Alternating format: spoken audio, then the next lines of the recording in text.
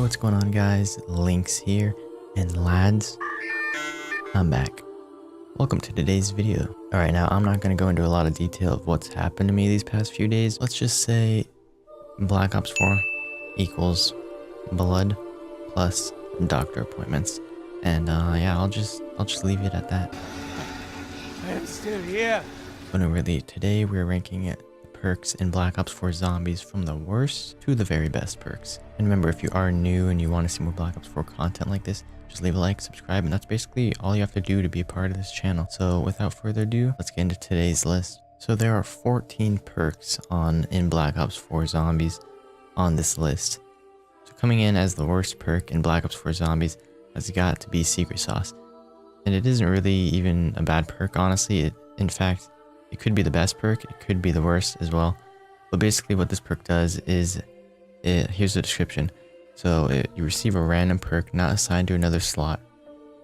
Basically you take it out of the machine, get a random perk, and the modifier for this, if it's on the Odin or Tonic statue, which modifiers basically are, you have to have all 4 perks to get the modifier, but the modifier is always on the 4th perk. So Odin or Tonic if you're in the Ether story. Odin if you're in the Chaos story. But this modifier just gives you the modifier of whatever random perk it gives you. It's kind of complicated, but if you play Black Ops 4 Zombies, you know exactly what this perk does. So yeah, it could be the worst, could be the best. It's kind of useless if you already know what setup you're going to have, but I could definitely see myself and others use this perk if they want multiple different perks in the same game, instead of just making that tough decision of having just 4 perks, choosing your 4 perk loadout. You can have Secret Sauce in there, get whatever perk you want, basically. But yeah, that's Secret Sauce in a nutshell, and it's useful but debatable at the same time. And here we go, number 13. I had to put in Mule Kick, honestly. Like, I don't see a big use for having a 3rd weapon in this game. All the weapons are pretty good if you like double pack punch them enough. You can survive to very high rounds. I got to round 65, I think, just using 2 weapons. You definitely don't need Mule Kick in this game. But here's what it does if you do want to know. So the description for Mule Kick is carry an additional primary weapon. So that's just like in all the other zombie games, of course. And then the modifier is you can switch weapons faster, which is actually pretty good. The additional weapon will be saved and restored on the next Mule Kick purchase. So once you die and lose your weapon, because if you do lose Mule Kick, you're going to lose that 3rd weapon that you have. But this one will give you that weapon back on your next purchase if it's modified in the Odin or Tonic slot. But there's obviously other perks you want in that slot, so I don't see a huge use for Mule Kick in this game. But they also did improve on Mule Kick a little bit in this, in Black Ops 4 Zombies. So it does show you which gun is your 3rd gun, so you don't have to get all panicked at what gun you're going to lose when you go down. You'll know exactly what gun you're going to lose, and it tells you that by this little symbol right here. So yeah, that little Mule Kick symbol is there to help you out and make you not get as confused. I just don't like Mule Kick, honestly, because it can get cluttery with all the guns and stuff. You have like 3, you have to cycle between 2 just to get to the 3rd one. It's kind of annoying, but that's basically Mule Kick in a nutshell. Now coming in the number 12 spot had to sadly be the one and only PhD Disappointment.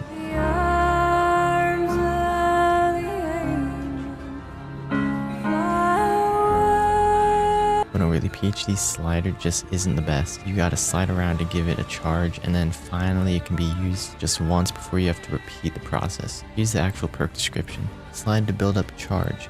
Once fully charged, slide into an enemy to trigger an explosion. Gain resistance to explosive damage.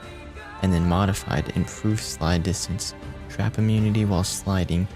Increased explosion damage when entering a slide from greater heights. So it's kind of similar to PhD Flopper in a way. They kind of wanted to give it that old school element, but I don't know, it doesn't work too well in Black Ops 4, because sadly the one thing I actually enjoyed about PhD Flopper was the resistance to explosive damage, but as you can see in this gameplay right here, it's not really working as intended. You don't even need the modifier to get explosive resistance, but it was modified as well, and there's just no explosive resistance, at least to the ray gun that I can tell. that needs to be fixed, but maybe it'll rank a little bit higher. But I don't see it going anywhere really unless they change it completely in a different way. It's just not that good of a perk in general. So yeah, still nothing too great about the perk, even if it does get that explosive resistance in the future. But that's why it comes in the number 12 spot. Number 11 is the sad but much better creation of the old lad Deadshot daiquiri. And this is Deadshot Dealer in Black Ops 4 Zombies. And the description for this is reduced hip spread and recoil when firing, removes scope sway as well. Modifier, gain a damage boost when on a headshot streak, which is actually pretty cool. But I tested this perk out and it surprisingly actually seemed to give pretty nice damage boost, but then again, it takes up your modifier slot if you do want that damage boost. So there's much better perks you can put in there instead. Also, it seemed to, whenever I got a headshot, it put these little lines on the perk, as you can see in the gameplay. So there's little lines going over. I don't know if that's your headshot streak or what. But then right when you shoot a zombie not in the head with the damage boost, it kind of gets rid of those. So I don't know if the damage boost is gone. I don't notice too much of a damage boost. I noticed it a little bit, but like against a couple zombies, and then it's kind of just done. So I don't really know how Deadshot Dealer works, but I definitely rather have this over like Slider or Mule Kick if it does give you that damage boost, because damage is everything when you're going into the high rounds. But for accuracy, I'm already pretty accurate. I don't need that. Maybe for the console people, or if the game ever comes to Nintendo Switch, this might be like a mandatory perk, but I don't see a big use for it on PC, at least for me. It mainly just comes down to like, I don't know how this perk works exactly. Like, it doesn't seem to do much for me, at least for PC players. And I say that again, I'm on PC, so it's pretty nice to have for the damage boost, but there are definitely other things that you could put that are less campy as well in the modifier slot. But I recommend this one, especially for high rounds, definitely. And finally, we're into the top 10 perk for Black Ops 4 Zombies. And we're starting here with Electric Burst. Reloading causes an electric discharge that damages and stuns nearby enemies. The more empty the magazine, the stronger the damage. And then the modifier for this does a lot of things. Reloading stores an electric charge on the player's melee weapon. Next melee attack empowers the weapon to shock enemies for a limited time. The more empty the magazine, the longer the time. Now, that may sound good to you, and it sure was back in previous games, but it's really not as great in Black Ops 4 anymore. It barely works. You have to like be like in this gameplay, you can see it. You have to be touching the zombie. Most of the time it's not even working. The modifier is really bad. You should never put this as a modifier. Pop shocks is better. You're better off just getting a Bowie knife and knifing them, honestly. The shock shocked one zombie the time I did get it to work. Other times it didn't ever work. So I'd honestly rather use Deadshot Dealer or anything else. But I do see a lot of people running this, and I don't know exactly why, but they're all running this, so I had to put it a bit higher than Deadshot Dealer because there's probably something I'm missing about this. It just seems like a downgraded Electric Cherry to me. And the reason it seems like a downgraded Electric Cherry is because the lack of speed cola. Can't keep on reloading really fast.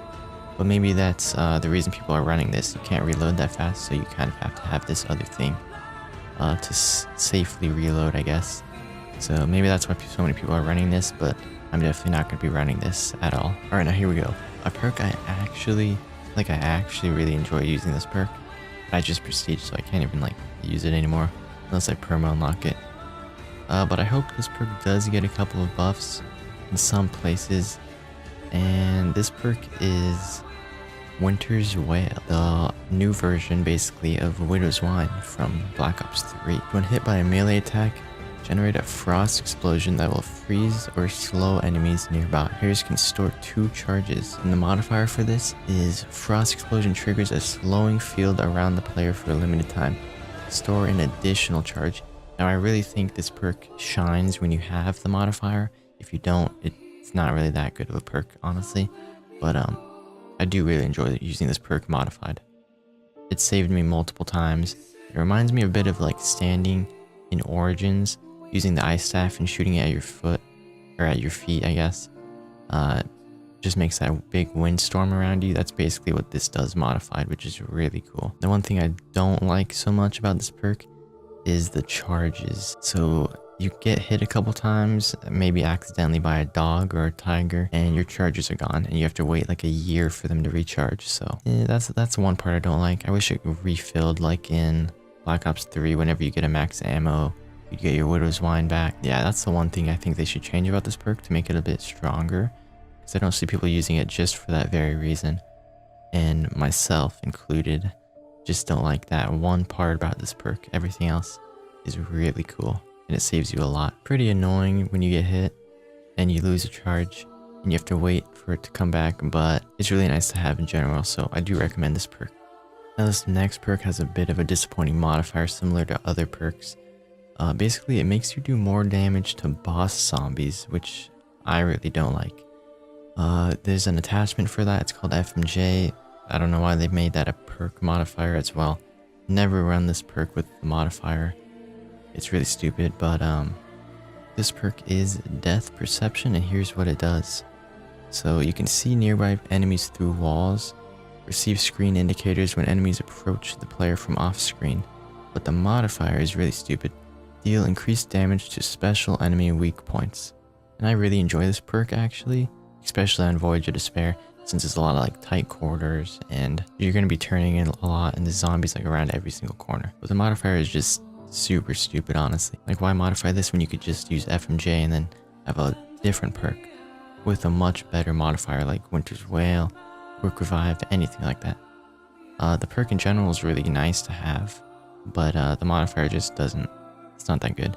They could have honestly done something like Vulture from Black Ops 2, the map Buried. You could have shown wall weapons, the mystery box, maybe even power-ups through walls, done something cool with the modifier, but it's kind of just a waste of a modifier, so never put it on your 4th perk slot, but it is good to have if you want to like run through the map a lot and you don't know what's behind each corner. In our number 7 spot, we got Stone Cold Stronghold, which most players will just be calling either Stone Cold or Stronghold. What this perk does is standing your ground creates a defensive circle which boosts damage and armor over time while inside. Modifier, enemies killed inside the defensive circle also boost damage and armor. So that modifier gives you a little bit more of a boost towards your damage and your armor output. Now a ton of people use this perk. It's honestly probably one of the most used perks I've seen in the game right now. And it's for sure a camping perk.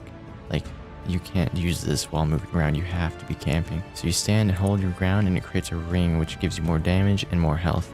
But as soon as you step out of there, you lose that extra health and damage boost. So it's really nice since Jug is no longer in the game, but if I'm being honest, I do not use this perk at all. Like, I don't know why I don't use it, you stand still too much and I'm more of a run around training kind of person, so yeah. But I do see a good combo with this, with Deadshot as well. Modified Deadshot plus this would actually be pretty good, I think. But yeah, that's why it comes in number 5. I just don't use it enough. Maybe I should use it more, but I kind of like running around a bit more. Coming in at number 6 is Time Slip. And oh my gosh, dude, I love this perk. This is a really good perk, honestly. Especially modified. Here's what it does. Equipment cooldown rate is increased. Mystery box and pack-a-punch weapons appear faster. Greatly reduced trap and fast travel cooldowns. And then modified, special weapon charge rate and elixir cooldown rate are slightly increased. And oh my gosh, dude, I love this perk. I've been using it a lot. Modified especially. Like, your specialist weapon saves you so much in this game. And same with elixirs. Like, anywhere but here if you need to escape a dangerous spot that you're in. Having that fast cooldown on those is really nice to have. And this paired up with a temporal gift and a fire sale will almost always guarantee you get whatever you want out of the box. If you want homunculuses, if you want symbol monkey, just keep spinning through the box over and over again. Time slip will help a lot. Temporal gift will help, and then the fire sale, it'll last a long time with temporal, and the amount that you can just speed through the box with time slip is insane. So that's why it comes in at number 6. It's just a really big game changer. It helps with teleporting as well if you want those cooldowns. You're going to be teleporting a lot, and yeah, that's why it comes in at number 6. On to number 5, and number 5 had to be Dying Wish, of course. This perk has saved people, including myself, countless times from going down and using a self-revive, or going down in multiplayer, making your friends have to run across the map and pick you up, or maybe just leave you there. because they can't run across the map and pick you up. If you're that one guy that goes down a lot, I definitely recommend you put on Dying Wish. Here's basically what it does. So instead of entering last stand, the player goes berserk for 9 seconds. While berserk, they are invulnerable and melee damage is greatly increased. Afterwards, the player is left with a 1 health. Cooldown increases with every use. So every time you go into the Dying Wish state, the berserk state, it's gonna have another cooldown that's even longer. And the modifier player will receive full health when no longer berserk, instead of going unberserk and being at 1 health, having to run away. You'll go back up to your 200 health. And basically that description explains the perk perfectly. You go down, you don't actually die. Instead, you can survive, run away. You have a 1-hit melee knife, so you can escape almost any situation. In the gameplay I'm showing right here, I actually don't escape, but that's just because I was trying to show that you'd go back up to your max amount of health, except I didn't have it modified. So definitely recommend the modified version if you don't know how to run away from the zombies as much. But yeah, that's why it comes in at number 5 and on to number 4. And number 4 I see being used a lot, but also to the newer players, this is highly underrated as a perk. And this is Bandolier Bandit. I see a lot of people saying Bandolier Bandit. It is not Bandolier, it's Bandolier Bandit. And here's what it does. So carry increased ammo stock for the default and modified refill ammo of stowed weapons from ammo stock over time. Now, it really helps a ton with going through ammo, because you do go through a lot of ammo in zombies, of course, especially in the high rounds. I don't think I've actually run out of ammo while using this perk, which is kind of insane. It's a really nice perk. Definitely recommend perma unlocking it if you want to, but it does also need a few fixes because I use it modified. I do not recommend it right now. Modified because, as you can see in the gameplay, it is not refilling my ammo of the stowed weapon. It says refill ammo of stowed weapon from ammo stock over time, and it does not seem to be refilling my ammo. I waited 3 rounds, no ammo came back to my weapon. I avoided max ammos and everything, no ammo in my ray gun, no ammo in my ICR. So right now that doesn't seem to work. There's a lot of things in the perks that just don't work exactly right, but those will be fixed. And I think modified, this will actually be huge in the future when the perk actually does work properly. But yeah, now we're in our top 3. So moving on to number 3, my favorite perk in the game actually. And here we go, my must-have perk in Black Ops 4 Zombies. This is my absolute favorite perk in the game. You see me running it on almost every stream I do. It's my favorite. I don't see enough people using it. It's like very underrated. You start with it too. I'm pretty sure you start out with it. I actually don't know. No way, you don't start out with it, but it's really nice to have. And this one is Victorious Tortoise, or as I say on stream a lot because I can't get the stupid name through my head, Defensive Tortoise, which makes no sense. Yeah, it's Victorious Tortoise. And here's what it does. So what Victorious Tortoise does is shield blocks from all directions. When held, when a shield breaks, it will trigger a defensive explosion, and modified, which I don't recommend that much, shield bash attacks can knock down heavy and mini boss enemies.